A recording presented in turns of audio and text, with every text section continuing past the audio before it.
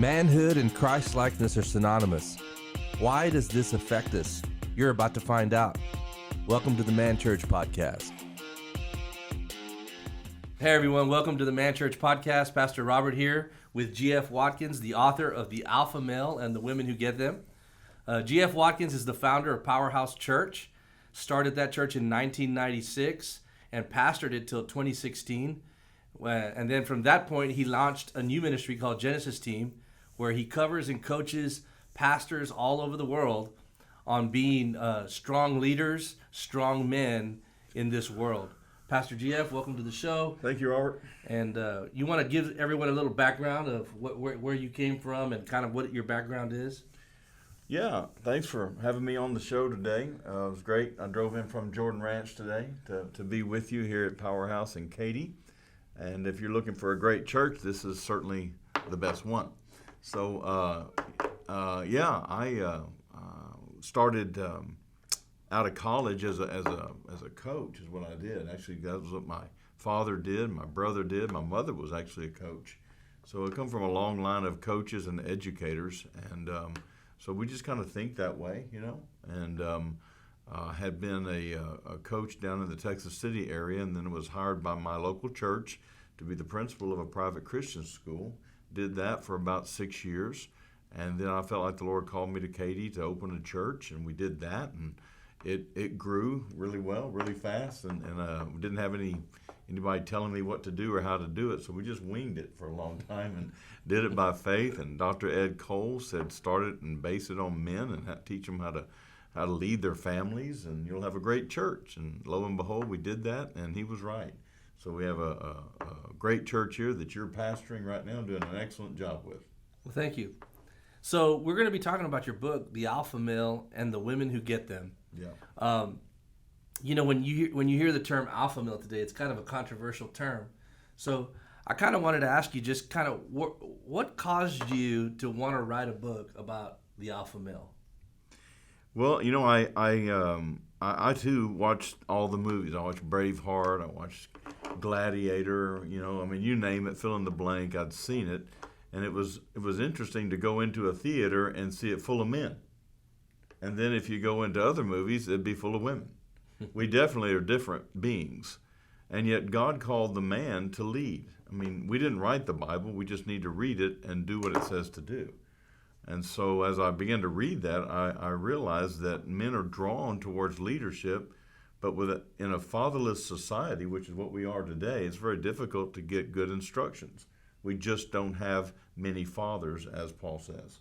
So writing this book, not only do we need men to know how to lead, the alpha, to become a biblical alpha, a leader. You know, the Bible says that Jesus is the Alpha and Omega.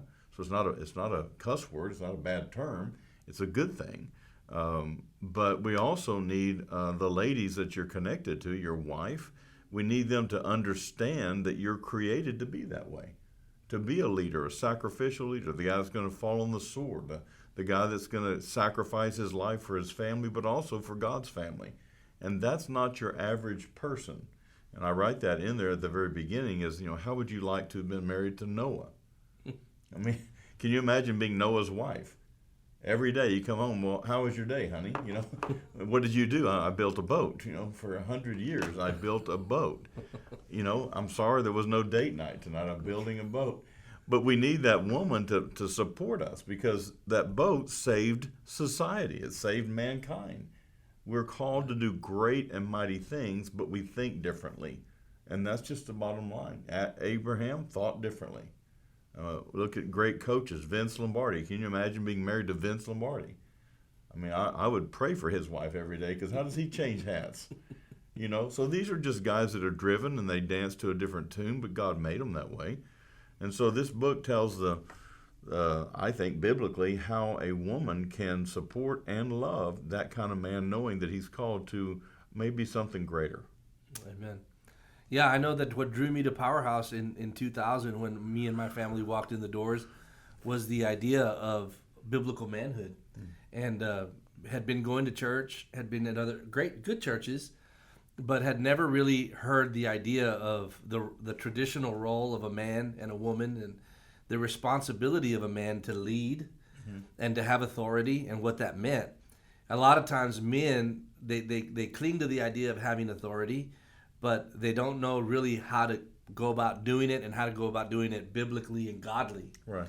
And so we get off a little bit. And so many times I learned that this at this church is we try to take masculinity out because we kind of tag masculinity as the problem. But in essence, we were made to be masculine. And masculinity is key to the society functioning and for the family to succeed and be strong. So do you see, we were talking earlier today, and we both agreed that in this hour right now, if you look at the news, you look at what's going on in the world today, if there's not a call for an alpha male right now, I don't know what would constitute it. It is needed right now for men to be able to lead and to stand and to have courage. Yeah. How do you see that? I definitely see this book. I didn't necessarily know it when I wrote it, but I can see it as being a prophetic utterance today. If you look into this book, you can see it was written 7 years ago, and the things that we're dealing with today with the transgender issues and trying to get certain people to qualify what is a woman. That's ridiculous. It's a silliness that we have encompassed because we don't have strong male leadership. And when we do, things are black and white. When we don't, they're gray. And that's where you get these kind of idiocies that are in our society today. So I think we need the return of strong biblical alpha males leadership. And you're right. The way to get a handle on the guys who are abusive, the guys who are taking it to the whole other way, the whole other, instead of being a beta, they're over the top. Abusive type people, is to turn biblical guys loose. And when you turn us loose, just leave us alone and we'll clean it up, and then things will be back to normal. But it's kind of like Wyatt Earp coming into town and cleaning up all the riffraff and taking all the bad guys off the street. Well, then the next day is the mayor wants to fire him because he has to live under the same rules that it took to clean up the streets. Well, that's all that's needed is biblical alpha males, but then you have to leave us alone and let us go do what we're called to do. And it may not look pretty, and it may not look like what you thought it was, but you're not the alpha. Let us do what we're supposed to do and support us, and we'll restore order in a world of chaos. That's good. Talk a little bit about your idea that you're starting to put together and form on creating a manhood Hall of Honor and also a manhood university, somewhere where we could teach men. Let's talk about a little bit about that. Sure, that's near to my heart today. I was able a few years ago to go up to Ohio, Canton, Ohio, and I went to the NFL Hall of Fame football game, and at the same time I was able to go in and visit the Hall of Fame. And of course that was my game, was football, and so all of my heroes were in there. Man, it was really something to just walk in and see men from your past that you remember when you were 8, 9, 10 years old. Those were your heroes. You'd watch them every Sunday and see their bust in there and see the stories. And I thought, why don't we have something like this for men of God? Because really they're the ultimate eternal hero. We're supposed to be leading people into eternity, which is a whole lot longer than now. So we crafted and turned the Ed Cole Library into the Manhood Hall of Honor at Jordan Ranch. So we have the bust of Dr. Cole, and we're going to add 2 more in March this year of 2 more great men's leaders. And then the concept is every year continue to add to that wall with stories of men so that a father can bring his son in there and say, this is what you should be inspired to be. Not just an athlete, but to come in here and change the world. It's the only one, Robert, in the world, And that led to us building the Legacy Lodge. And at the time, we didn't have this in mind. That's the way it is when you step out in faith, isn't it? That's right. And now we can sleep 100 people, and we can meet and eat with probably 150. And we're going to call that Manhood University. And thank God for you and some of the other men that are helping me to put that together, where we're going to offer a 1-year course where men of all ages can go in there, and women can send their sons. These single moms can send their sons. And when the hope is when they come out, they'll have all the tools that they need to be a biblical alpha male. That's so good. We were talking today kind of about the curriculum that Manhood University will kind of house. And it's funny how it's like what you said. We started out talking about manhood, and Dr. Cole wrote Maximize Manhood, and it really spoke to being a man. And then you wrote the book Take Your Place, which is basically your story with Dr. Cole. Right. And it really opened the door to fathers and sons. And so there's a difference between just being a man and then learning how to be a son and how to eventually father in a biblical way, like Paul fathered Timothy. Correct. And then just today, as we go through life and as we go through our own circumstances and situations in our life, I realized, one of the topics for Manhood University is going to be warfare. How do I do spiritual warfare for my family, for my children? So it's almost progressive. It's like I've got to learn how to be a man, yeah, and then I've got to learn how to father. But then that father has to know, how do I teach my men to war in the spirit? Because a lot of us, we know how to war in the flesh, but that's dead because we're not Christians. And so what a place to be able to take men. I think men need to learn, how do I do spiritual warfare for my family, for my church, for my community? And we're going to be able to do that when we take men to the ranch. We're going to be able to focus on our personal life with Christ, how to get in the presence of God. Yep. How to identify and discern demonic activity, and what doors we need to shut for our families and for our lives. And so I'm excited about that. I don't know what you think about it. No, I think it's great. I'm just sitting here listening to you, and like you said, we've known each other 23 years, and so I've seen you grow up in the church, and you're doing a great job actually semantically and saying the right words, because you're such a pastor gift. I mean, you have that, and that's why you're so good at it. But me, I'm sitting here thinking, what I want to say off of that is, you guys need to come to this college, this Manhood University, because there's demons out there. That's what he was saying in a church way. But I'm going to tell you, as a man, there's demonic activity, which means demons are in your home, and you don't know what to do about it. So we're going to teach men how to kill demons. Now, he said spiritual warfare. I said it a little bit different. Now, which one do you want to come to? It doesn't matter. Show up, and we're going to show you what it looks like. Because I believe, Robert, every sickness is demonically inspired. And the reason I say that is because you have to look at it that way, or you won't do warfare. You'll just allow it to happen and take a Tylenol. I believe that you have to see that that's a demonically inspired, a demonic attack on your body. And you've got to go at it hard like that and look in the Word and see what God tells you to do to cast that thing out. You say, you're just chasing demons. Well, you keep thinking like that, and they'll show up in your bedroom. This is for real. And the end times, they're going to manifest more and more and more. The most dangerous enemy is the one you can't see and the one you don't acknowledge, because he's got you. He rules you. What we're seeing right now, and you've seen it with me, is that we are facing demons. And we don't want to call it that because it's not politically correct. That's fine, but people are coming to us now and saying, help me with this because I have no answer for my child. Help me right now, because they're a good kid, but they're manifesting something. They're seeing things at night. Folks, I'm telling you, Jesus fought against the demonic, and we're fighting against the demonic. We're just understaffed. People don't know how to do what we're calling them to do. And we want to talk about stuff like that all the time, because men need to hear it like that, Robert. They don't even go to church. 80% of people that go to church on Sunday are female. That doesn't mean it's a female issue. It's still a male issue. But how are you going to teach these warriors, these leaders, if they don't show up? That's right. Yeah, I think sometimes we've made men's ministry kind of just about being a good man, being a strong man, a good man, being a family man, being a good husband. Yeah. And we leave ourselves without any weapons. Yeah.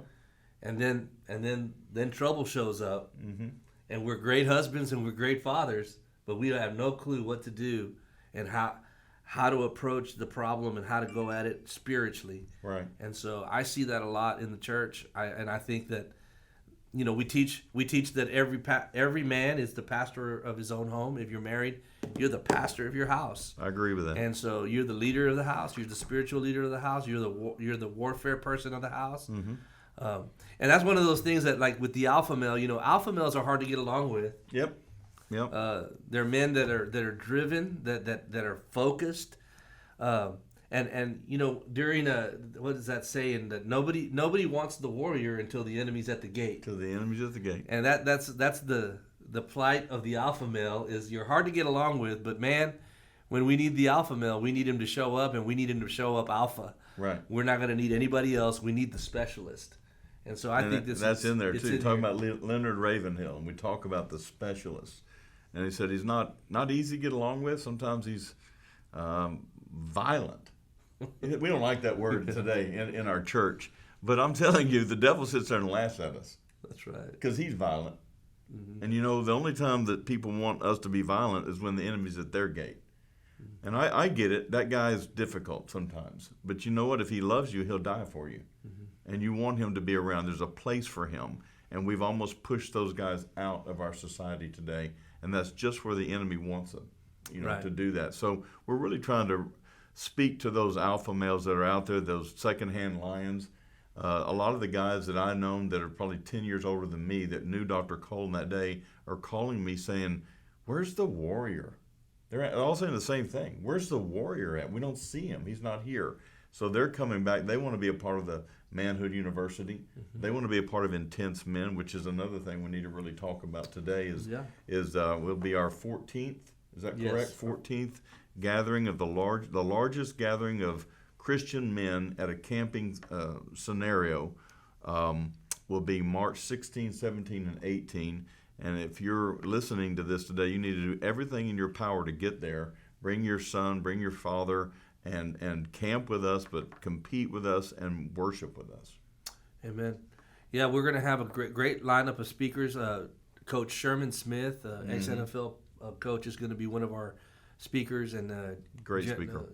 Lieutenant General Jerry Boykin will also be speaking at that event. If you've never heard those guys speak, you need to come, and you need to bring people with you to come hear a strong message. Yeah. And it really puts things in perspective when you have men of God speaking about what is needed today, so that we can change this world, and so that we can step into places. I just went to Sri Lanka recently, and and to India. A friend of mine went to India and met me in Sri Lanka, and we ran into a ministry that had 30 young girls, orphan girls, that were all susceptible and targets for sex trafficking. And in one trip, an alpha male stood up and wrote a check and basically purchased a house in order to house these girls and keep them safe. That's the picture of what's needed times 1,000. Absolutely. Who's going to do something about that? I mean, we could stick our head in the sand and say, well, that's in India. I live in America. But it's all over the world. Evil is running rampant all over the world. Yeah. And God is raising up men through this ministry all over the world. We've traveled. This thing is going worldwide right now. The movement of the alpha male, right, teaching identity, affirmation, and authority. Mm-hmm. That men might wake up and take responsibility, not just for their family, but for their country. For the kingdom family. For the kingdom, yes. Yeah. And to make a difference and to make an impact in the world for the kingdom of God. And it's just so needed today. Pastor, if you had a guy, if there's a guy watching, and let's say he feels like he's defeated, he's given up, he's got a lot of mistakes under his belt, and he's watching this, and he's like, man, I'm just nowhere near that. I don't even know what to do. What would you tell that guy?